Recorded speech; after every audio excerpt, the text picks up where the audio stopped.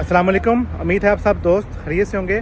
मैं इस टाइम मौजूद हूँ चर्च में। ये ओमान से तकरीबन 30 से 35 किलोमीटर पर ये साइट है। ये एक हिस्टोरिकल प्लेस है। आप जब भी ओमान में आएंगे इसे लाजमी विज़िट कीजिएगा।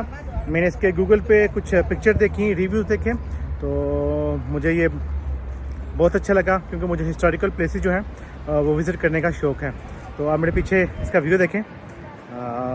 माशाल्लाह पीछे इसके एक पार्क भी है। ये बहुत बड़ी साइट है। तो मैं आगे चल के भी आपको इसका थोड़ी सी वीडियो बनाता हूँ। ये देखिए आप, माशाल्लाह कितनी प्यारी साइट है ये।